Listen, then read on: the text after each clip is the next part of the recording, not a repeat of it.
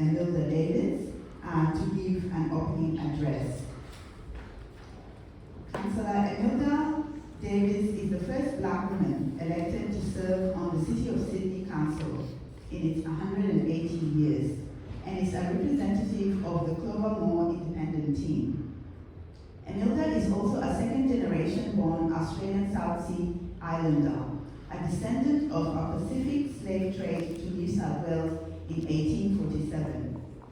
A passionate volunteer, community builder, and long-term resident of Piedmont for over 2 decades, Emilda has worked effectively across the corporate and grassroots sectors, including as an advisor to the state and federal government agencies on culturally specific Indigenous knowledge.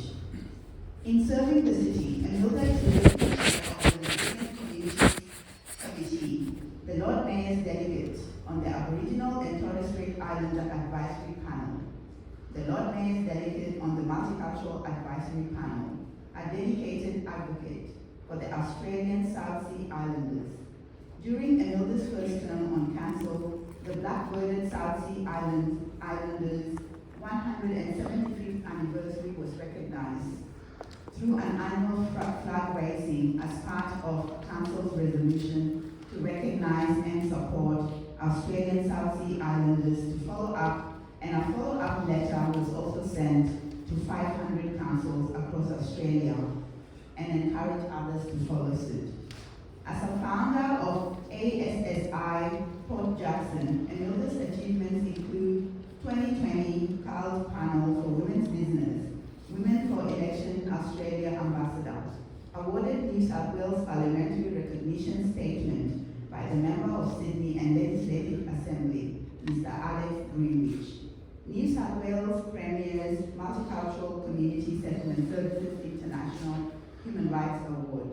Emilda is also the first ASSI person to complete an SSI oral history thesis, Children of the Sugar Slaves, Black and Resilient, recipients of 2017 Rotary Inspirational Woman, Ultimo PS Sydney, Inspirational World Medal, 2016 New South Wales Woman of the Year, and local 2015 New South Wales Council of Pacific Communities, Stronger Communities Award, and 2022 International Council of Monuments and Sites, Caring for the Country Committee Award.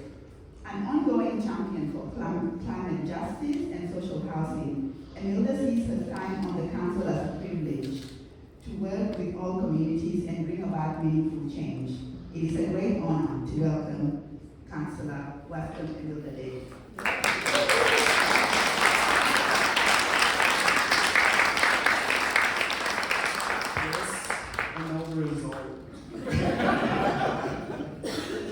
Thank you so much, Siobhan. It's so wonderful to see you again, and I really appreciate you supporting today and that huge, wherever Phyllis Drager is, introduction. I really appreciate. Phyllis is my council support. My office is the first Black office on the City of Sydney Council.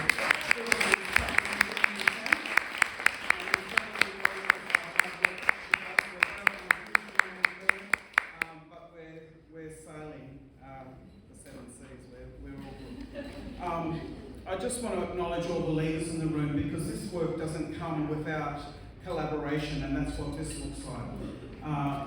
We are a Black collective, can I say that?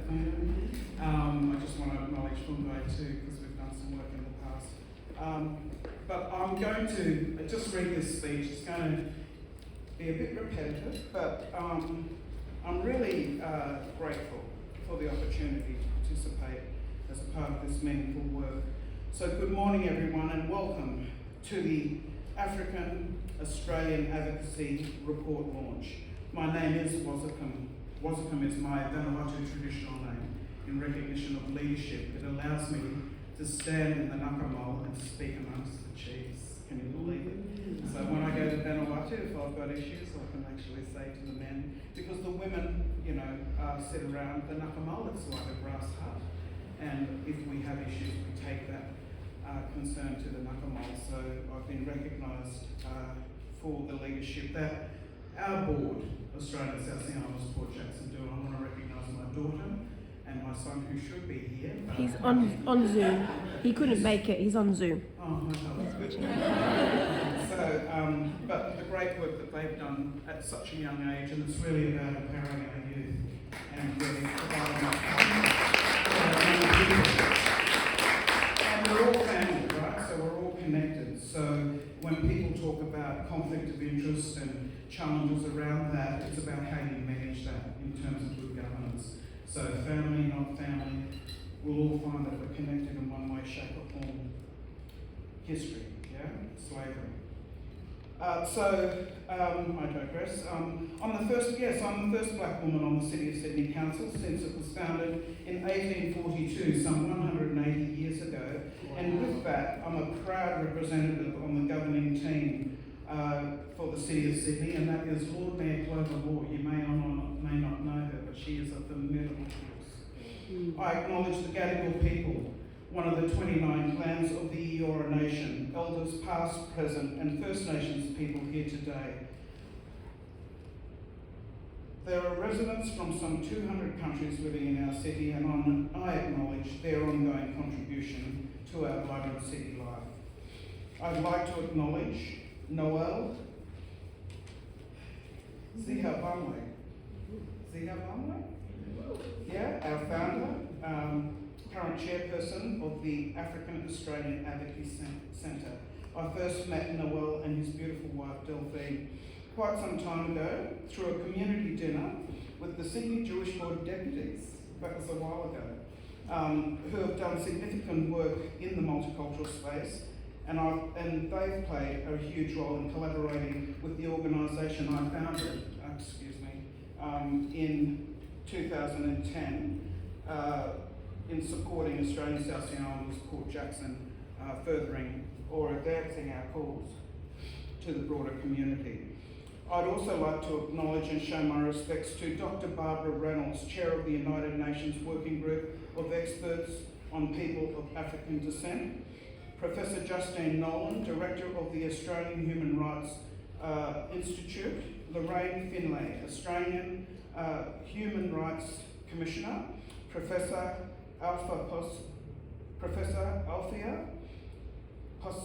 Pasami Nesde, excuse my pronunciation, Pro Vice Chancellor, Engagement and Advancement, and Chair of the Western Sydney University Social Justice Network, Dr. Sarah Williams, an academic board member of the African Australian Advocacy Centre, Matasefe Molala,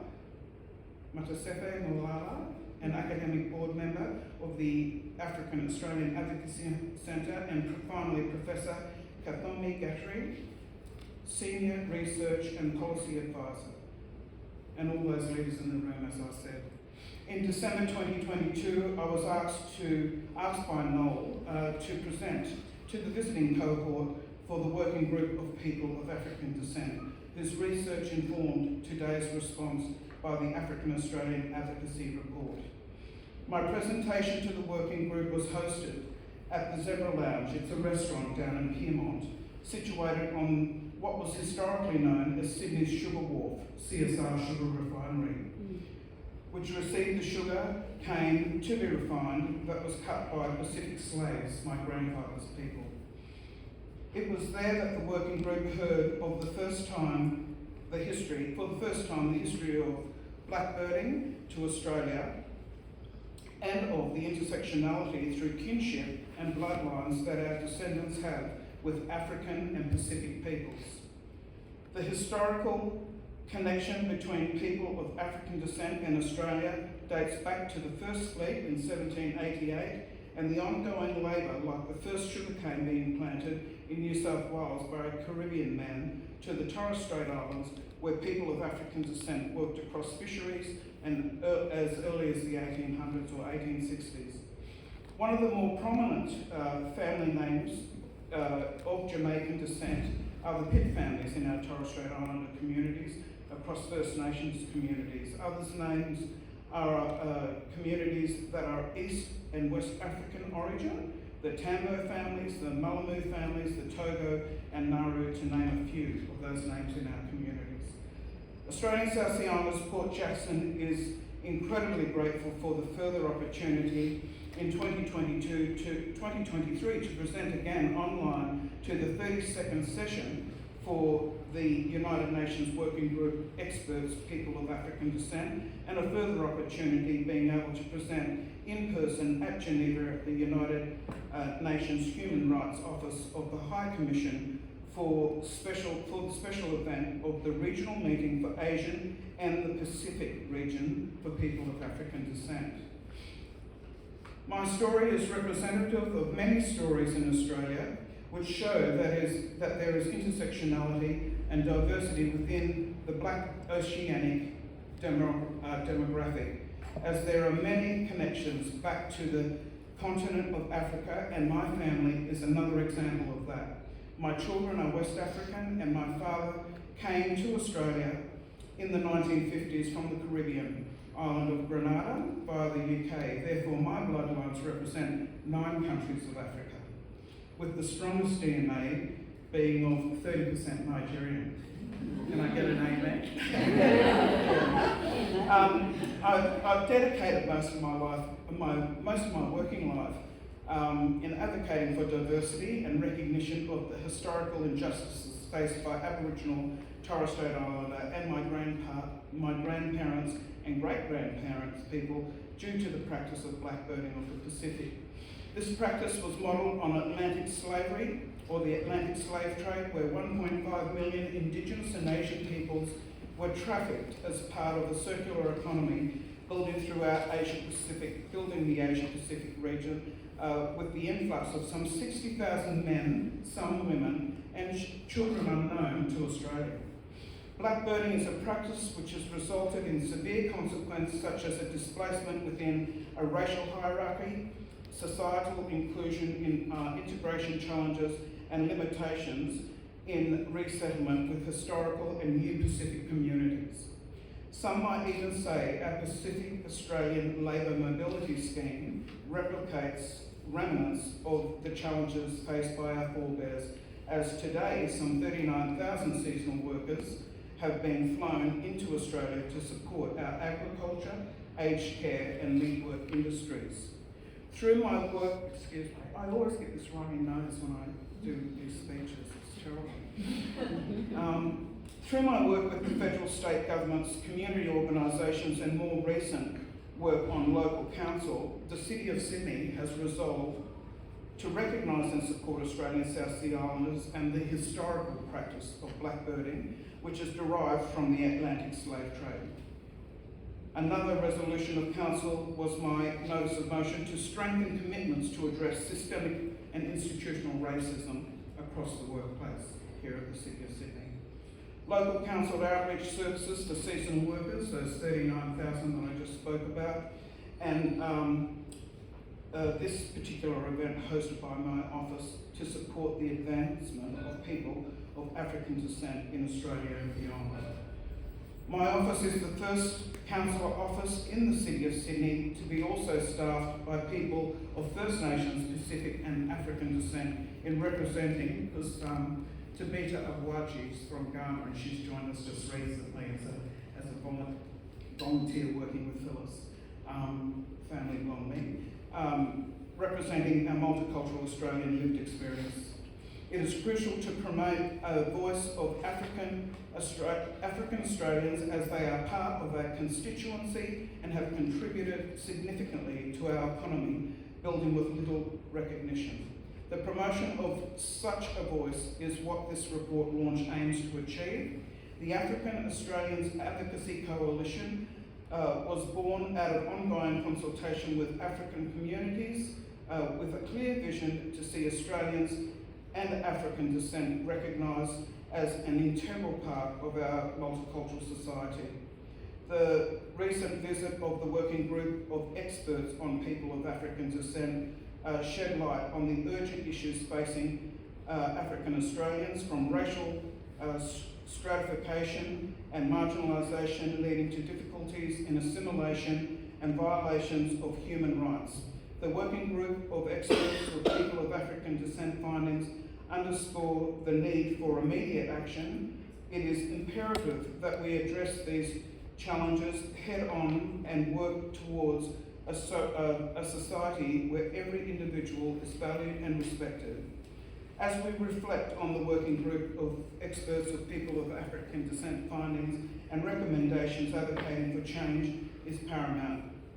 From promoting cultural awareness, which is something that you can look at partnering with the City of Sydney to do and moving forward, to bridging gaps in educating and employment opportunities, there is much work to be done. Community representation in policy decisions, access to mental health support and tailored integration programs are essential components of this comprehensive approach. The AAAC's unique positioning, rooted in the critical transformative paradigm and relationality, guides our efforts towards social justice by fostering critical discussions and building sustaining relationships. We aim to generate increased fairness in our social fabric. Through this lens, we recognise the interconnectedness of humanity and the importance of enduring freedom from racial injustice for all. As we embark on this journey together, let us remain committed to our shared goals of justice, equality and inclusivity. By standing in solidarity and advocating for change, we can create a brighter future for African Australians and all members of our diverse society. Thank you so much.